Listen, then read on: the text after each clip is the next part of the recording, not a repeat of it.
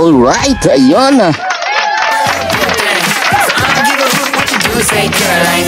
Magandang gabi po sa inyo dyan at magandang umaga, tanghali at gabi kung saan man kayong sulok ng mundo.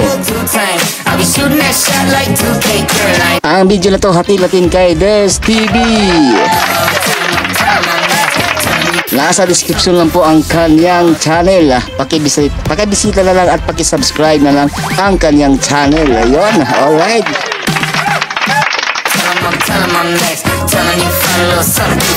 At kung kayo pala bago sa ating channel, iniimbitahan ko po kayong isubscribe ang ating channel, paki-like, comment at pahit na rin sa ating notification bell para ma-update kayo sa ating mga ina-upload. Ayan. Yan, showbiz update tayo. Niyanig daw ang mundo. Halos host na dulas. Diyos ko, Marimar. Ay, sabay-sabay natin panoorin ang palabas ni Des TV. Ayun, wala na pong patibig-tubig pa, silipin na natin ito. Baka masilip pa to ng iba. Na po natin ang balitaan. Tungkol ito sa headline natin na kung saan ito po ay mula sa Malaya Business Insight na article na naglalaman ng nangyari sa korte nung humarap po si Ginoong Halusos Sr. sa Marikina Trial Court nitong nakarang buwan at buong tapang na inangkin ang titulong Itbulaga. Diyan titulo ng ads.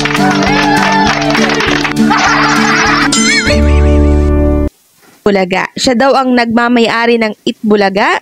Siya daw ang nag-approve ng titulong Itbulaga. Noong 1979 daw, wala pang name ang show, kaya hinire nila ang TBJ umano para sa naisip nilang show. Ibig sabihin, nagsinungaling si Joey. Ayun. Ano ba? Tuloy na natin.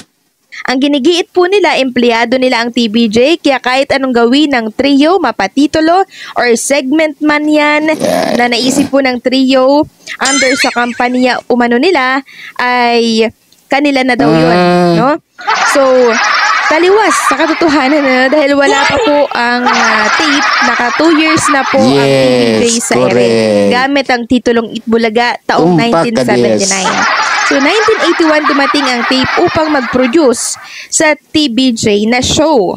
Isa pa, walang kasulatan na empleyado nila ang TBJ dahil sa loob ng ilang dekada, nung umalis lang po ang TBJ sa tape noong May 31, 2023, nagkaroon ng permahan ng kontrata para naman yun sa mga bago po nilang host na sila Yorme, sila Kuntis. Kaya nga nung umalis po ang TBJ sa tape, wala silang resignation dahil wala silang kontrata na pinirmahan dito po sa Tape Incorporated. So narito po ang buong nilalaman ng article, basahin po natin. So ang headline po ng article, Halusos tells court he owns Itbulaga. Ito po ay sinulat September 27, 2023 nung nakaraang buwan lang by Christian Oinesa. Sabi dito, akin ang Itbulaga. Television and Production Exponent Inc. or TAPE Chairman Romeo Halusos Sr. made this claim before the Marikina Regional Trial Court on Monday during the reception of the hearing on the issue of who owns the Itbulaga trademark. In his testimony, the 83 years old former lawmaker said, akin ang PSI at tape, kaya akin din ang Itbulaga. PSI and tape belongs to me, so Itbulaga also belongs to me. PSI is Production Specialist Inc. Halusos said the conceptualize everything about the show and the TBJ or Tito Vic and Joey or Joey De Leon trio were hired as hosts while Tony Tobera was just one of his employees. The tape chairman also testified that while it was De Leon who came up with the Itbulaga name, he was the one who approved its use. So bago daw gamitin ang titulong Itbulaga, inapprove muna ito ng mga halos host kung yun ba ay pasok sa kanilang gustong show. So, ano yan? Gawa-gawa lang si Joey ng kuwan. Istorya kung hindi siya ang gumawa. Ay nako, halos host. Pinaglalaroan tayo ni Joey. Ganun ba? Ang ibig mong sabihin, mga taga-halos host. Tuloy na natin. Yung sabi dito. On cross-examination, Aluso said that when Tubera talked with the trio in 1979 to host the noontime show, the program had no name yet. Wala pa daw pangalan. Yung show po ng Tito Vic and Joey taong 1979. Sabi pa dito, he said tape applied for a trademark to the Itbulaga name only years after the TBJ had been using it. He did not present documentary proof showing him as an incorporator of tape and PSI when these were registered in 1981 and 1979 respectively. So wala naman palang naipresenta na mga documentary no na nagpapatunay ng pinaglalaban po nila. Sabi pa dito, Aluso said the first time he visited the Itbulaga studio last February 1, 2023. The tape chairman also admitted that his 1995 conviction for a criminal case had a civil interdiction or accessory penalty which barred him from being part of any company. Pining company yung Sa ads. snack baka mo. Tape lawyer also presented Maria Lourdes Malud Pagar, who was the former creative and production chief of Itbulaga, whom Jennifer replaced in 1994.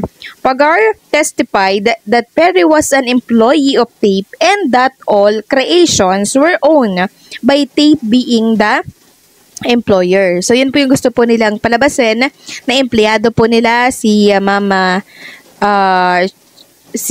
Jennifer, no? At lahat po ng ginawa nitong si Ma'am Jennifer ay pag-aari ng Tape. Yan po ang gusto po nilang palabasin. Lahat ng creation na nitong si Ma'am Jennifer ay under ng Tape. Ayaw talaga magpatalo.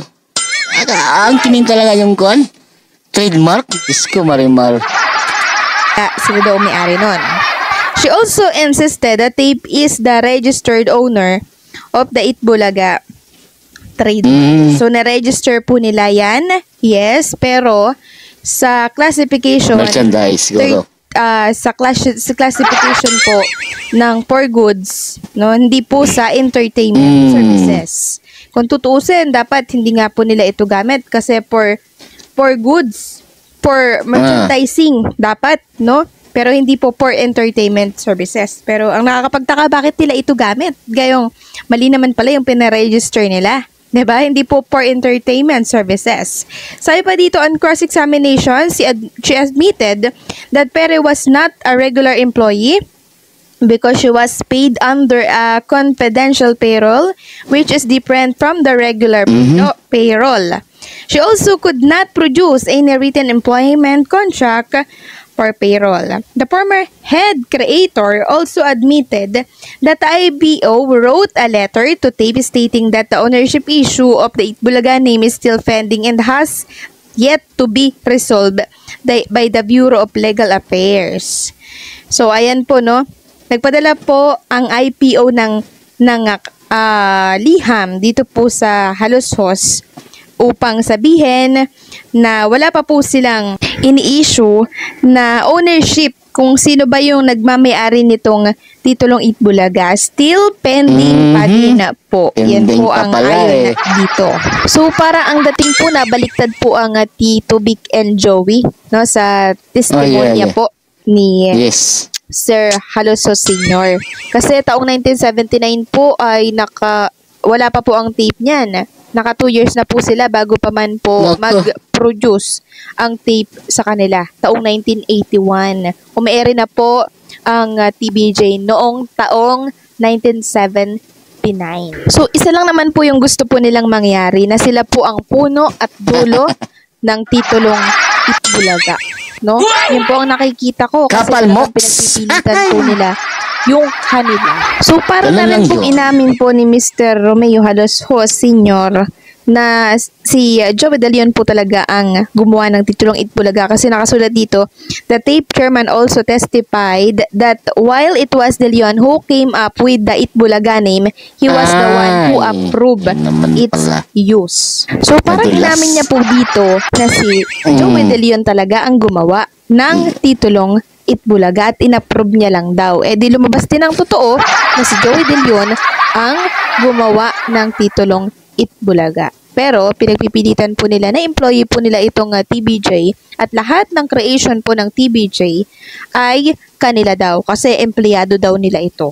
So sana kahit matagal yung ating pag-aantay, sana worth it ito at umayon po ang korte sa tama, no?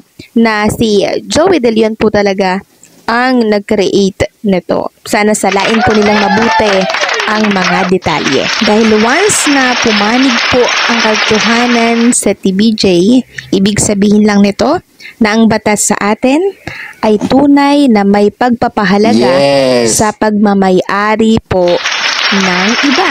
Lalo na po pagdating sa intellectual Correct. property.